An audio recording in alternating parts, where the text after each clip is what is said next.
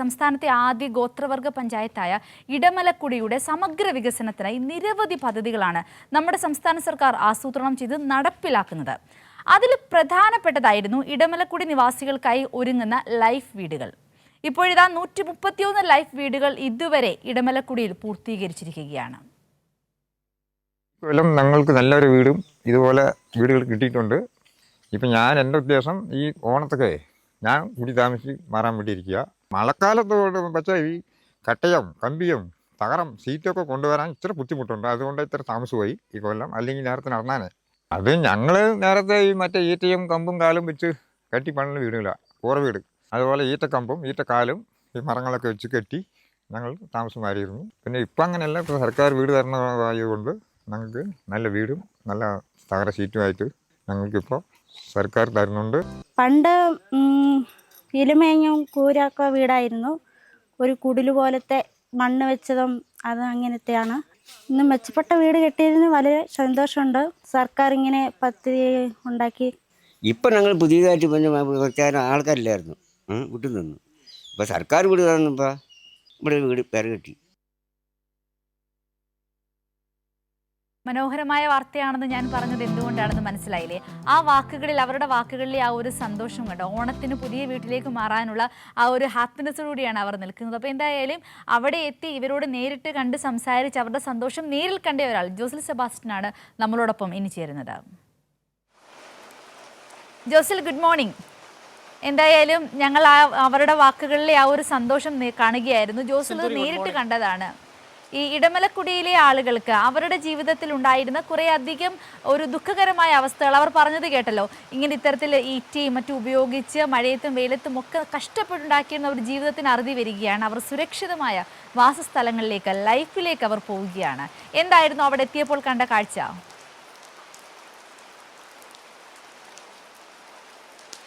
സിന്ദൂരി, ആ മനുഷ്യരുടെ സന്തോഷം അവരുടെ വാക്കുകളിൽ തന്നെയുണ്ട്.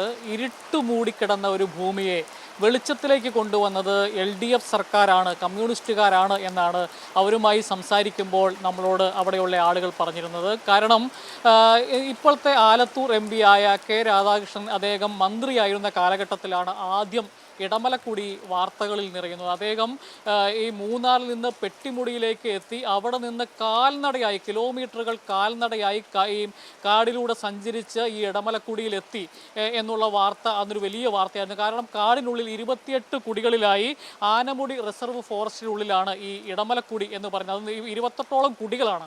ആ കുടികളിൽ ഈ 2001 സെൻസസ് പ്രകാരം 2236 പേരാണ് അവിടെ ജനസംഖ്യ ഉള്ളത്. ആ മനുഷ്യരെ ചേർത്ത് പിന്നീട് അങ്ങോട്ട് ചേർത്ത് പിടിക്കുന്ന ഒരു കാഴ്ച നമ്മൾ കേരളം കണ്ടതാണ്. അന്ന് ഇടമലക്കുടിയിൽ K രാധാകൃഷ്ണൻ എത്തുമ്പോൾ ആദ്യം അവിടെ ആളുകൾ പറഞ്ഞത് അവിടെ ആളുകൾക്ക് അരി കിട്ടുന്നുണ്ട്. ആ അരി അവിടെ എത്തുമ്പോഴത്തേക്കും 11 രൂപ ചുമട്ടുകൂലിയായി കൊടുക്കണം. ആ ചുമട്ടുകൂലി ഉൾപ്പെടെ സർക്കാർ കൊടുത്ത് ആദ്യം ചേർത്ത് പിടിച്ചു. പിന്നീട് VS അച്യുതാനന്ദൻ ഗവൺമെൻറ്റിൻ്റെ കാലഘട്ടത്തിലാണ് ഈ 2236 ആളുകൾക്ക് വേണ്ടി ഒരു ഗോത്രവർഗ പഞ്ചായത്ത് തന്നെ പ്രഖ്യാപിച്ചത്. ഒരു പഞ്ചായത്ത് അവിടെ സ്ഥാപിക്കുന്നു. അതിനുശേഷം നിരവധി ചേർത്ത് പിടിക്കലുകൾ കേരളം കണ്ടതാണ്. ഇടമലക്കുടിയെ സംബന്ധിച്ച് MM മണി വൈദ്യുതി വകുപ്പ് മന്ത്രിയായിരിക്കുന്ന കാലഘട്ടത്തിലാണ് ഭൂമിക്കടിയിലൂടെ കേബിൾ വലിച്ച് അവിടെ വൈദ്യുതി എത്തിക്കുന്നത് നമ്മൾ കണ്ടത്. അതുപോലെ തന്നെ BSNLന് 5 കോടി രൂപ സംസ്ഥാന സർക്കാർ അങ്ങോട്ട് കൊടുത്ത് അവിടെ ഇൻ്റർനെറ്റ്, അതുപോലെ തന്നെ ഫോൺ കണക്ടിവിറ്റി എല്ലാം ഉണ്ടാക്കി കൊടുക്കുന്നത് നമ്മൾ കണ്ടു. അതുപോലെ തന്നെ അവിടെ അടിസ്ഥാന സൗകര്യങ്ങൾ, അവിടെ ഒരു പ്രാഥമിക ആരോഗ്യ കേന്ദ്രം തന്നെ 2 ഡോക്ടർമാരടക്കം നിരവധി നേഴ്സുമാരടക്കം സേവനം ചെയ്യുന്ന മനോഹരമായ ഒരു പ്രാഥമിക ആരോഗ്യ കേന്ദ്രം അവിടെ പ്രവർത്തിക്കുന്നു. അതുപോലെ തന്നെ 18.5 കോടി രൂപ മുടക്കിയാണ് ഇപ്പോൾ അവിടേക്ക് കോൺക്രീറ്റ് റോഡ് പണിതുകൊണ്ടിരിക്കുന്നത്. 40 കോടി രൂപ മുടക്കിയാണ് അവിടെ കുടിവെള്ളം എത്തിക്കുന്നതിന് വേണ്ടിയുള്ള പ്രവർത്തനങ്ങൾ നടക്കുന്നത്. അങ്ങനെ അതുപോലെ തന്നെ ഇപ്പോൾ നേരത്തെ അവിടെ പഞ്ചായത്തിനോട് ചേർന്ന് ഒരു ചെറിയ BSNL ടവർ ആണെങ്കിൽ ഇപ്പോൾ അവിടെ പുതിയ 5 BSNL ടവറുകളാണ് അവിടെ സംസ്ഥാന സർക്കാർ മുൻകൈയെടുത്ത് പ്രവർത്തനം ആരംഭിക്കാൻ പോകുന്നത്. അത് ഇടലിപ്പാറ, നടുക്കുടി, മീൻകുത്തി, ഇരുപ്പുകല്ല്, കേപ്പക്കാട്, അങ്ങനെ പുതിയ 5 ടവറുകൾ കൂടി വരുന്നു. അതിൻ്റെ ഒപ്പം തന്നെയാണ് ആളുകൾക്ക് സുരക്ഷിതമായി താമസിക്കാൻ പറ്റിയ ലൈഫ് ഭവന പദ്ധതി. അവിടെ നമുക്കറിയാം നേരത്തെ അവരുടെ ബൈറ്റുകളിൽ പറഞ്ഞതുപോലെ തന്നെ ഈ മണ്ണ് കൊണ്ട് പണിത ഭിത്തിയും അതുപോലെ തന്നെ ഈറ്റ അതുപോലെ തന്നെ ഓലയൊക്കെ ഉപയോഗിച്ച് ഈ മഴക്കാലമായാൽ നനഞ്ഞൊലിഞ്ഞിരുന്ന കുടിലുകളാണ് അവിടെ ഉണ്ടായിരുന്നത്. ആ കുടിലുകളെല്ലാം മാറി ആളുകൾക്ക് സന്തോഷമായി ജീവിക്കാൻ പറ്റുന്ന 2 കിടപ്പുമുറികളും ഒരു ഹാളും അടുക്കളയും സിറ്റ് ഔട്ടും അതുപോലെ ടോയ്ലറ്റ് ശൗചാലയവും എല്ലാം ഉള്ള മനോഹരമായ ഓരോ വീടുകൾ ഈ മനുഷ്യർക്ക് വേണ്ടി നൽകുന്നതിന് വേണ്ടിയുള്ള പദ്ധതി സംസ്ഥാന സർക്കാർ ആസൂത്രണം ചെയ്ത് നടപ്പിലാക്കും. നമുക്കറിയാം മൂന്നാറിൽ നിന്ന് വേണം ഈ സാധന സാമഗ്രികളെല്ലാം അവിടെ എത്തിക്കാൻ.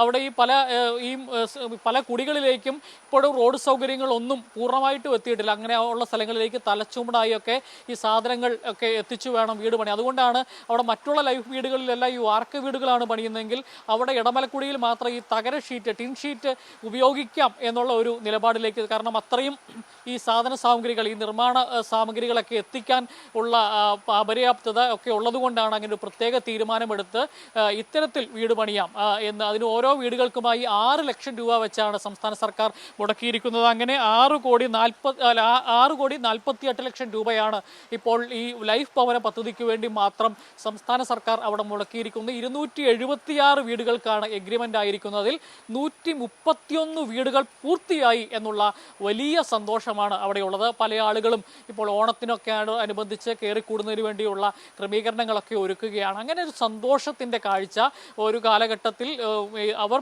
തന്നെ പറയുന്നത് പോലെ ഇരുട്ട് മൂടിക്കിടന്ന ഒരു പ്രദേശത്തെ അവർ വെളിച്ചത്തിലേക്ക്, അത് വൈദ്യുതിയായിട്ടും ഇൻ്റർനെറ്റായിട്ടും കുടിവെള്ളമായിട്ടും റോഡ് സൗകര്യങ്ങളായിട്ടും ആരോഗ്യ സംവിധാനങ്ങളായിട്ടും അംഗൻവാടിയായിട്ടും അങ്ങനെ എല്ലാ മേഖലയിലും ഒരു മനുഷ്യർക്ക് ആവശ്യമായ കാടിനുള്ളിൽ ഒറ്റപ്പെട്ട് കിടന്ന അവരെ സംബന്ധിച്ചിടത്തോളം എന്നാൽ അവർ ഈ ജനവാസ മേഖലയിലേക്ക് സൗകര്യങ്ങളുള്ള പ്രദേശത്തേക്ക് കാട്ടിൽ നിന്ന് കൊണ്ടുവന്നാൽ പോരെ എന്ന് ആളുകൾ ചോദിക്കാം. പക്ഷേ ആ വിഭാഗത്തിൽപ്പെട്ട ആളുകൾ അവർ ഇപ്പോൾ മൂന്നാറിൽ ടൗണിൽ സ്ഥലം കൊടുത്ത് വീട് കൊടുക്കാമെന്ന് പറഞ്ഞാൽ പോലും അവർ പോരില്ല. അവരുടെ ആവാസ വ്യവസ്ഥയിൽ അവരുടെ പൈതൃക ഭൂമിയിൽ തന്നെ ജീവിച്ചു മരിക്കാൻ ആഗ്രഹിക്കുന്ന ആദിവാസി വിഭാഗത്തിൽപ്പെട്ട ആളുകളാണ്. അതുകൊണ്ട് തന്നെയാണ് അവർ ഈ മറ്റ് സ്ഥലങ്ങളിൽ വീടും സ്ഥലവും കൊടുക്കാമെന്ന് പറഞ്ഞാൽ പോലും അവർ പുറത്തേക്ക് വരില്ല. അതുകൊണ്ട് തന്നെയാണ് അവർക്ക് അവരുടെ ഭൂമിയിൽ അവർ താമസിച്ചിരുന്ന അവരുടെ പൈതൃകമായി അവർ താമസിച്ചിരുന്ന ഭൂമിയിൽ തന്നെ അവർക്ക് അടിസ്ഥാന സൗകര്യങ്ങൾ ഒരുക്കി കൊടുക്കുന്നതിന് വേണ്ടിയുള്ള എല്ലാ ശ്രമങ്ങളും സംസ്ഥാന സർക്കാർ നടക്കുന്നത്. വനത്തിനുള്ളിലുള്ള പ്രദേശമായതുകൊണ്ട് തന്നെ കേന്ദ്ര വനം പരിസ്ഥിതി മന്ത്രാലയത്തിൻ്റെ ഒരുപാട് നിയന്ത്രണങ്ങൾക്കുള്ളിലാണ് ഈ പ്രവർത്തനങ്ങളെല്ലാം നടത്തുന്നത് എന്നുള്ളത് എടുത്തു പറയേണ്ട കാര്യമാണ്. ഇപ്പോൾ ഈ റോഡ് പണിയുമായി ബന്ധപ്പെട്ടൊക്കെ നിരന്തരം വനംവകുപ്പിൻ്റെ ഭാഗത്ത് നിന്ന് പ്രശ്നങ്ങൾ ഉണ്ടാകാറുണ്ട്. അതുപോലെ വൈദ്യുതി വലിച്ചപ്പോഴാണെങ്കിൽ പോലും ഈ മണ്ണിനടിയിൽ കൂടി കേബിൾ വലിച്ചാണ് അവിടേക്ക് വൈദ്യുതി എത്തിച്ചത്. ഏതായാലും സംസ്ഥാന സർക്കാർ ചെയ്യാൻ പറ്റുന്നതെല്ലാം ഈ മനുഷ്യർക്ക് വേണ്ടി ചെയ്തുകൊണ്ടിരിക്കുന്നു എന്നുള്ളതാണ് അതുമായി ബന്ധപ്പെട്ട് പറയാനുള്ളത്. സിന്ദൂരി, അതായത് ജോസിൽ ചുവപ്പ് നാടയുടെ കുരുക്കളുമായിട്ട് കേന്ദ്ര സർക്കാരും അല്ലെങ്കിൽ കേന്ദ്ര വനംവകുപ്പും ഒക്കെ നിലനിൽക്കുന്നുണ്ടെങ്കിലും അതിനെ എല്ലാം മറികടന്നാണ് അവരുടെ ആവാസ വ്യവസ്ഥയിൽ അവർക്ക് സുരക്ഷിതമായ ഒരിടം ഒരുക്കാൻ സർക്കാർ കൂടെ നിൽക്കുന്നത്, അല്ലേ? നമുക്ക് എപ്പോഴും വളരെ അതിശയം തോന്നുന്നതും ആ ഒരു കാര്യത്തിലാണ്. അതായത് സമഗ്ര വികസനം എന്ന് പറയുമ്പോൾ ജോസിൽ പറഞ്ഞ പോലെ തന്നെ അവരെ മറ്റൊരു ആവാസ വ്യവസ്ഥയിലേക്ക് പറിച്ചു നടുകയില്ല, അവരുടെ ആവാസ വ്യവസ്ഥയിൽ അവർക്ക് വേണ്ട അടിസ്ഥാന സൗകര്യങ്ങൾ ഒരുക്കി കൊടുക്കുക. അതാണ് ഇടതുപക്ഷം കാലാകാലങ്ങളായി ഇടതുപക്ഷ സർക്കാർ ചെയ്തുകൊണ്ടിരിക്കുന്നത്. അപ്പോൾ എന്തായാലും ജോസിൽ ഈ ഇടുക്കിയിലെ ഇടമലക്കുടിയിലെ ഓണത്തിനായിരിക്കുമല്ലോ ഇത്തവണത്തെ ഏറ്റവും വലിയ പ്രാധാന്യം നൽകുവാൻ പോകുന്നത്, അല്ലേ?